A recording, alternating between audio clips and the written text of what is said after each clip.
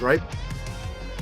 Five Fact Friday. 5 Fact Friday. I'm Charlie Lambden, and it is 5 Fact Friday. Good morning. It's Friday the 20th of October 2023, and this is the floor of my garage, from where I am broadcasting 5 Fact Friday today. And for all of those of you new to 5 Fact Friday, it's when I find the 5 verifiable facts that have been reported in the last 7 days that, in my opinion, not fact, in my opinion, have the biggest impact on the housing market in terms of news for people who are moving house and want to know what's happening.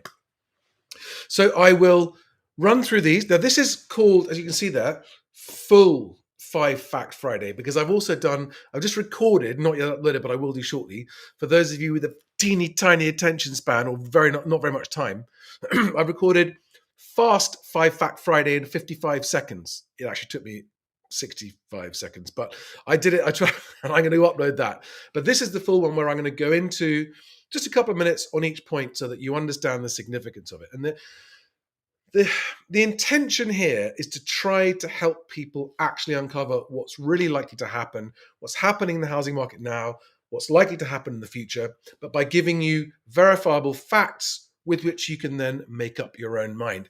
And at the end of this, if any of you got any questions for me, I'll be very happy to take them. Now, I wore this denim jacket for the first time when I filmed something in the car a few days ago, and it stirred up some strong emotions amongst you. Really, really upset a lot of you. And it's a bit wanky. I get it. It's a bit denim jacket, but even with the tied-in handkerchief that's just fake and doesn't come out, so this for effect. But I love it, and I never get to wear it very much, and I can wear what I like on these videos, so I'm wearing it today. Now, who've we got? Some of you already chiming in this morning. Katie, hello.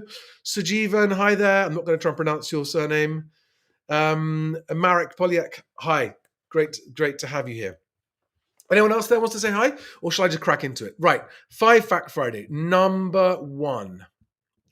So this was near the beginning of the week, and it was on Bloomberg, and it's a story about the fact that there is something called the SARM rule that suggests the UK is undergoing the steepest rise in unemployment in the developed world. All right. These are all linked to below. And if you're watching this somewhere where there aren't links below, you can go to my website, mhwc.co.uk/blog, and the links will all be there for you shortly after I finish filming this. But that's on Bloomberg, right?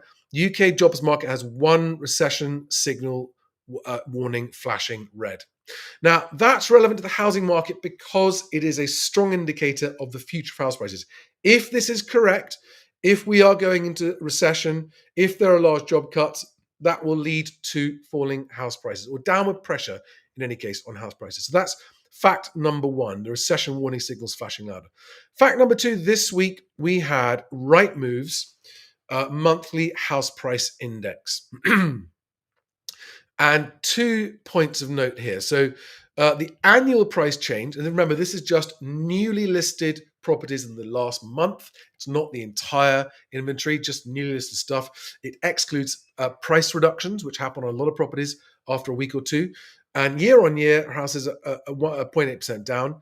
Month on month, it was 0.5% higher, but they go on to talk about how normally the historic norm of October is 1.4% up on September, and that hasn't happened this year. The other thing that I think was really interesting is, just checking I've got this on screen, yes, and I'll zoom in a bit for this so you can see it.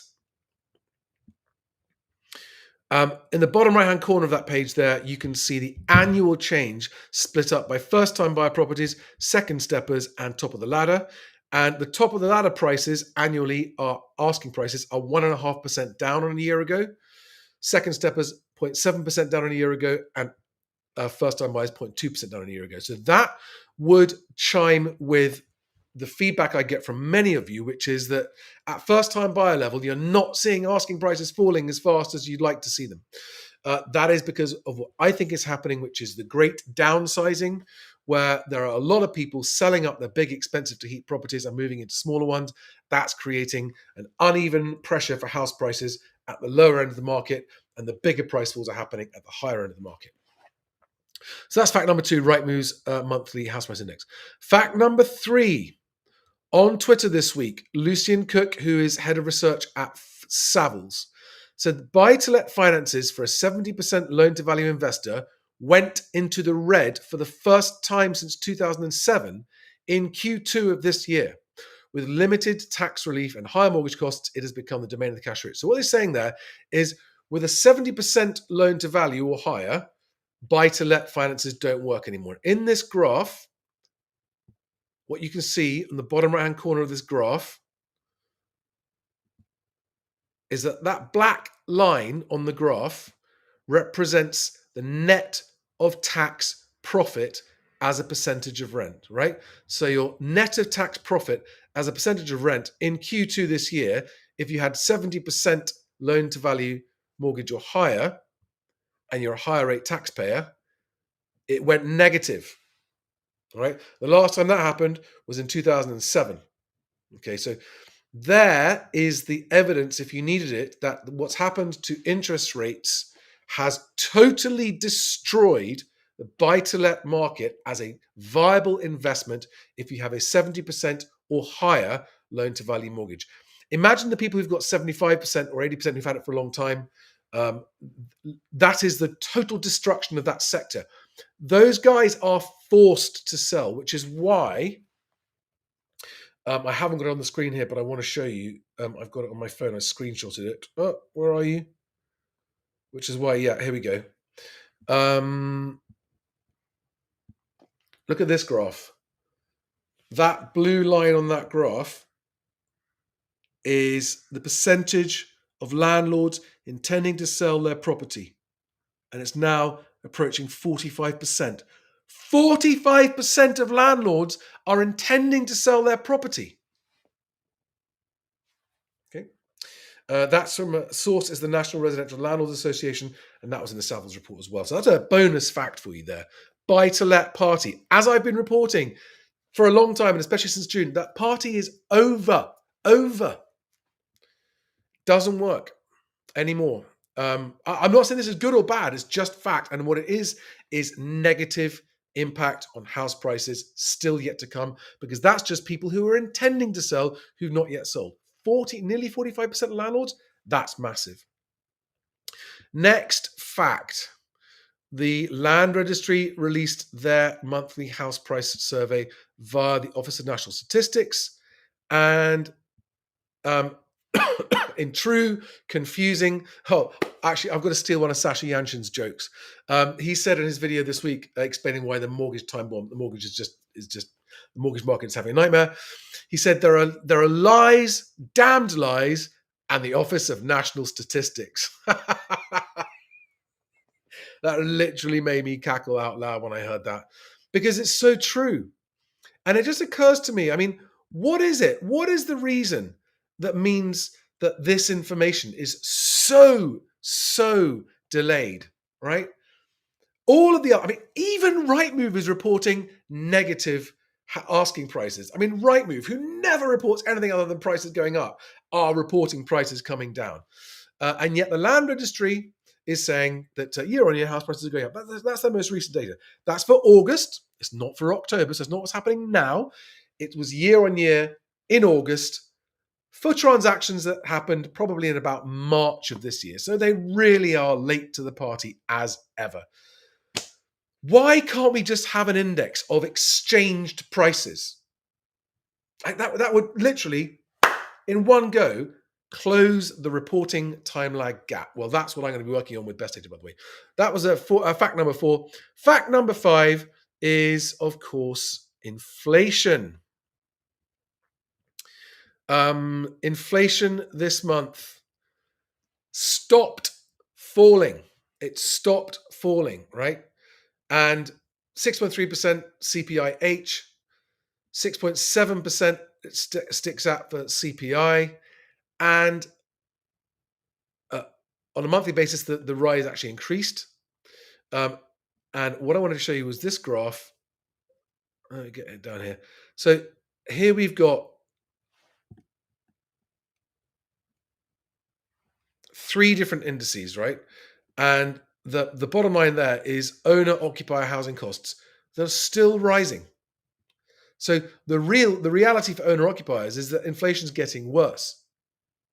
And this headline figure is just static. Now, what I'm interested to see is, where do you think that graph goes from here? Where does that graph line go from here? Yeah, those two blue lines that have now leveled out. Are they going to continue falling? Are they going to creep back up? Or are they going to plummet into deflation, which Alex is expecting at some point? I must catch up with Alex on exactly what his thoughts are on deflation.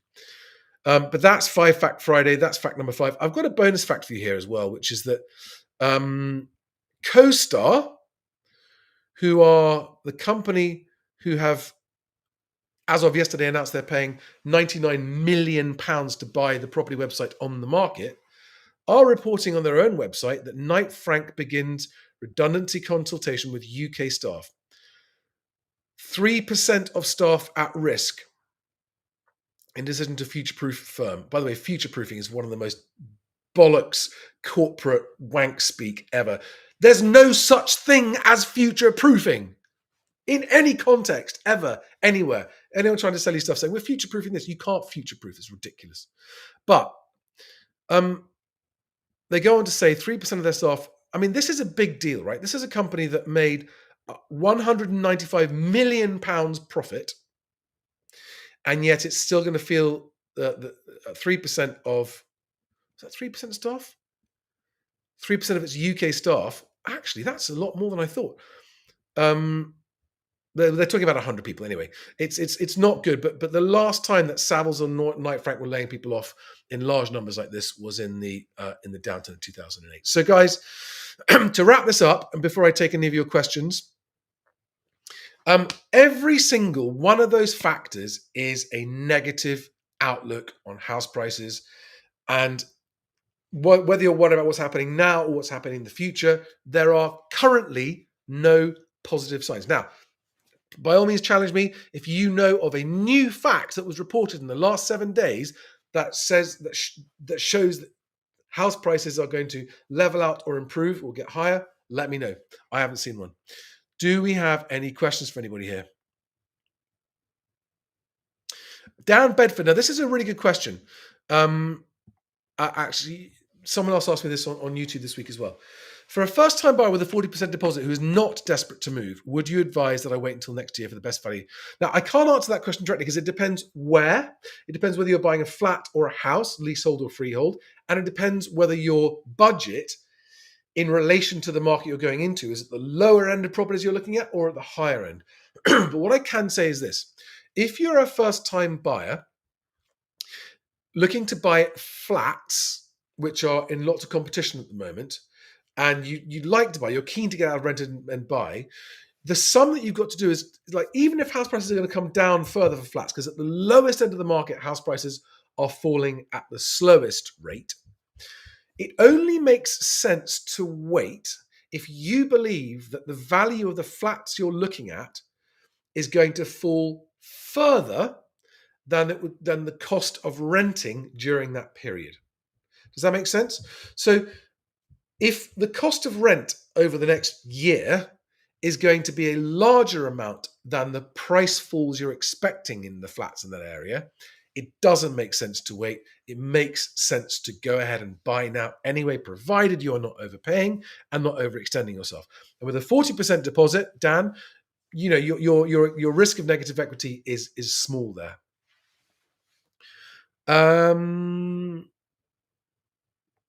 Any other questions? Any other questions, guys? Lots of great comments here. Sevek C says 45% of landlords want to sell. The question is, how many of those landlords can sell their property? Will there be any buyers? Well, if they are in the situation where their mortgage payment is now more than their rent, it still makes sense for them to cut their losses and get out. But it's interesting. You make a good point. Will they actually be able to sell enough to pay off their mortgage? That's a good question. Katie says, Charlie, I've been looking at new homes, very expensive considering the market, Scotland falling in Edinburgh. New homes asking prices are always, in a falling market, always look expensive. But what they tend to do is offer you lots of incentives, like we'll pay your mortgage for a year, we'll give you 5% cash back, we'll give you a new car, we'll give all of those things. You should say, no, just take that off the price, please. Unless they're offering you incentives which are tangible, valuable things like improved kitchen, structural additions to the property that increase its value. Those are worth considering. Everything else of any form of cashback, here's a car, free car, cuddly toy, squeak, squeak. No, take it off the asking price. They will fight tooth and nail to protect their actual published sale prices. Because if it becomes known that they're selling at lower prices, it brings down their profits on all the other stuff that they're selling. Do we have hi Mark, hi Clayton, hi? Oh, thank you, Calby. You think it's a cool jacket? I think it's a cool jacket. I like it. My other half, Amory, she doesn't like it either, but I love it. Any more questions? Okay, yes, we've got some good questions here. Michael Carter says, shouldn't we all start referring to falling house prices as positive news instead of negative news? The answer is it depends who you are. It depends what your position is. Yes, affordability for the country as a whole, if it's improving because house prices are falling, is positive news. But falling house prices will pull down our GDP and help accelerate into a recession, which is it's potato. It's like, yeah, it depends who you are. I mean, if access to credit were to remain the same, then falling house prices is definitely a good thing. But I fear that, as Housing Stickers said, the access to credit is going to get harder and harder. And there might be people who can get a mortgage now who won't be able to get one in a year's time and might wish that they bought now. This is also true. This is why it's a real dilemma for people right now. But if you need a home and you can afford it without overpaying, always buy. Always buy. If you can afford it without overpaying, and you're not going to be at risk of negative equity and not going to be at risk of losing your house, or if you accept the risk of losing your house, buy. But don't overextend yourself if losing your home is not something you can contemplate. Andrew Dicker on YouTube says, I have the house on the market, just reduced price by 20k and crickets. No more viewers, market is dead. I don't need to move, so just doing it to shut up and hold out. Andrew, honestly, if you don't need to move, I would take your house off the market because otherwise it will just look stale. Buyers who are in the market for a home like yours at some point in the future will, the longer houses sit on the market, the worse it affects interest and demand in that property, because the buyers who are looking have been looking for a long time and they will recognize the house. Oh yeah, there's that house that's been in the market for months and months and months and months and nobody wants to buy. So I don't want to buy it either. It's never a good idea to just leave your house languishing on the market. Agents will let you do it because it's just stuffing in their window, get some inquiries occasionally. But if you don't need to move, you're hurting your future chances of selling by just leaving it there. I would take it off if that was me in that situation you describe.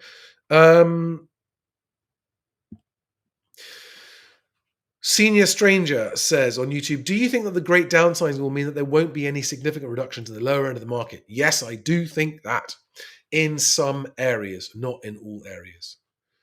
I do think that. I think it's a very unfortunate phenomenon right now because people who are downsizing and who've got good budgets are going to be buying the quality, nice stuff at the lower prices, competing with first-time buyers. It's the final revenge of the boomer. Not even revenge, is it? It's the final. I don't know what the phrase I'm looking for is, but you know what I mean. Downsizing boomers. The final insult to people who can't afford houses. We're going to buy them, so you can't.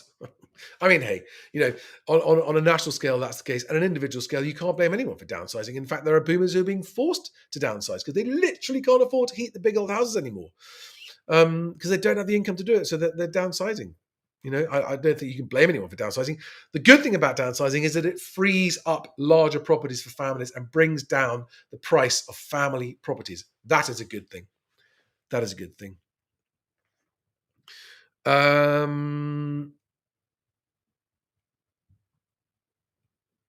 Someone else who likes the jacket. Thank you very much. Thank K-Art. Bronya Gay says, once the horse prices start falling, then we know we're in the shit. Yeah, Rich Brown says, I've noticed more 4-bedroom houses being priced under 600k in Hertfordshire. Previously, they were all above 700k. K-Art says, I see many houses coming on and leaving the market in Dorset, not sold subject to contract or under offer. That's right, people taking them off. Mark Jacques says, keep getting offers of incentives on new builds in my area on a daily basis. Starting to look a bit desperate shifting these. Yep. Guys, whatever you may think or believe, I can tell you that with the exception of the quality properties that are priced well and are being bought by cash buyers, that they're in the minority, it is carnage out there for mainstream properties trying to sell.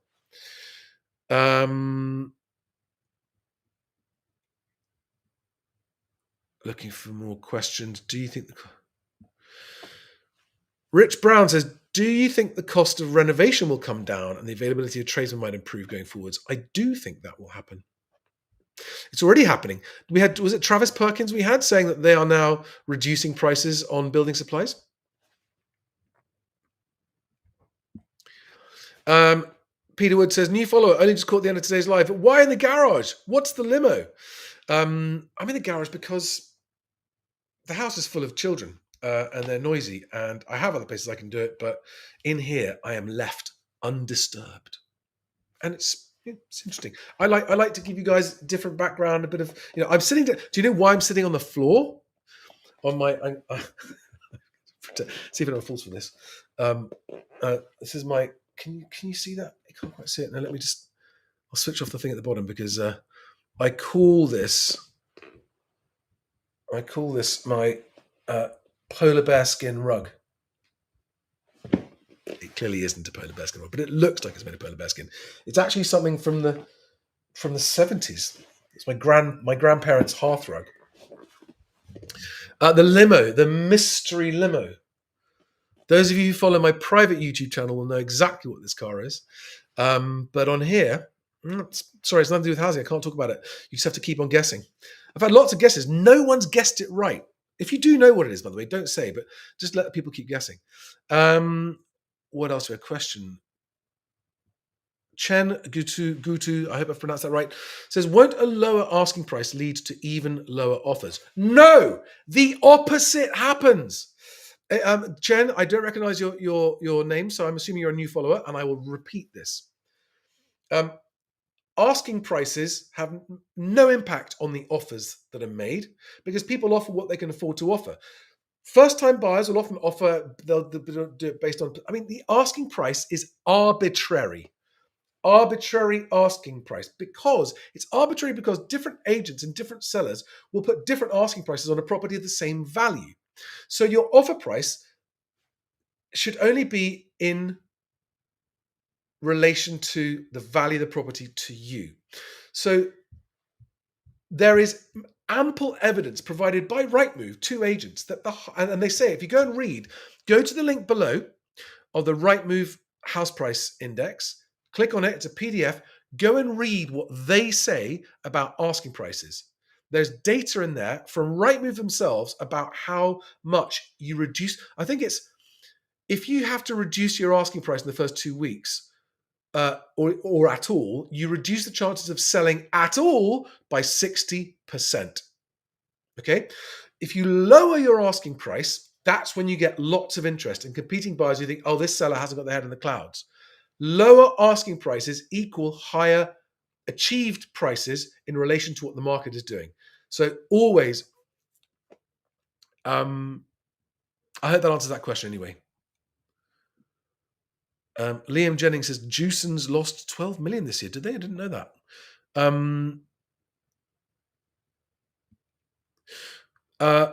That's a good question. Senior Stranger says, what do you think of the smallest size properties that will see meaningful reductions?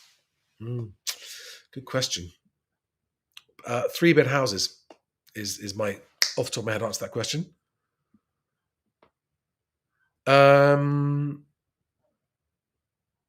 Yeah, sorry, someone's talking about this. This is made of bamboo. This is made of entirely bamboo. I picked this up for like 40 quid about 10 years ago. It is very dusty though. It's very, very dusty. It needs a proper clean. Something else I haven't got time to do. Marcus Aurelius on YouTube says, I managed to complete the sale of my buy-to-let flat in London end of June. You must be feeling relieved. You must feel like you got out just in time. The interest on the mortgage was increasing exponentially. Dan Bedford is guest. Mercedes 500 SEL. You are close, but you're not right. Too much information to okay, Rush. Is it a hearse? No, it's not a hearse. It's not a hearse. It's a saloon. Look, see, it's a saloon.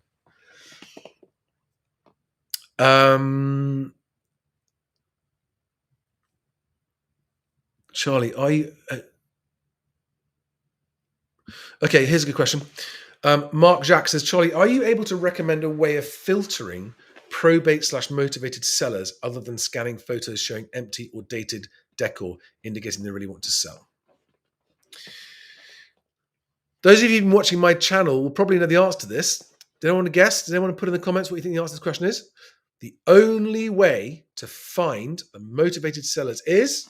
Anybody? Anybody? Anybody? You must be out there viewing. If you're just looking online at Rightmove or anywhere else, you are not in the game and you will not be there when the bargains happen.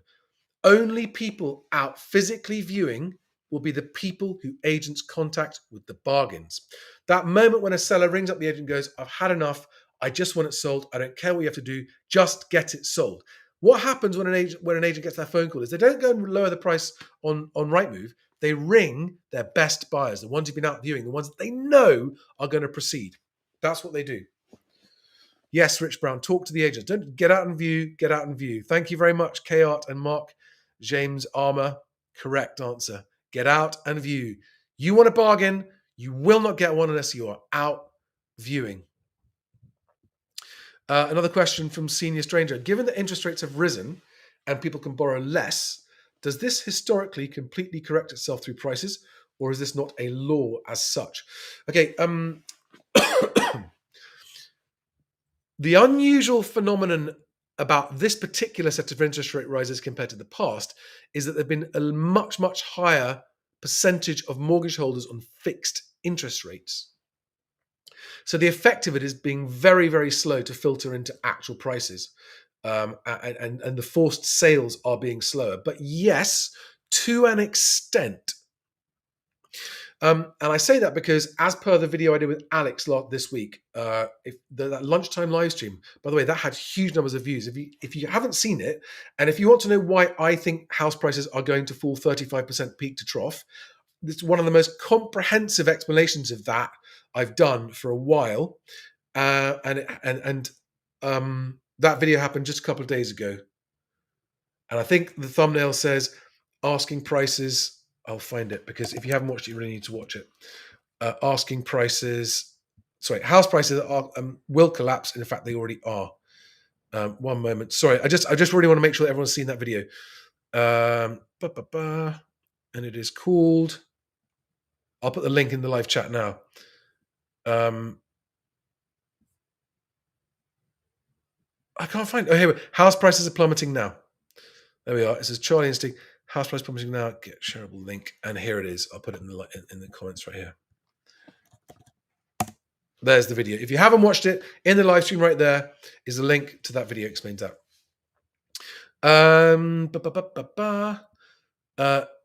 Roger Ball says 500 SEC.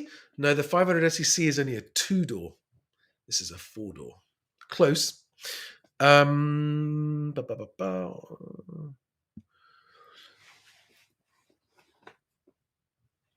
Aaron says, what year approximately do you think prices will correct to?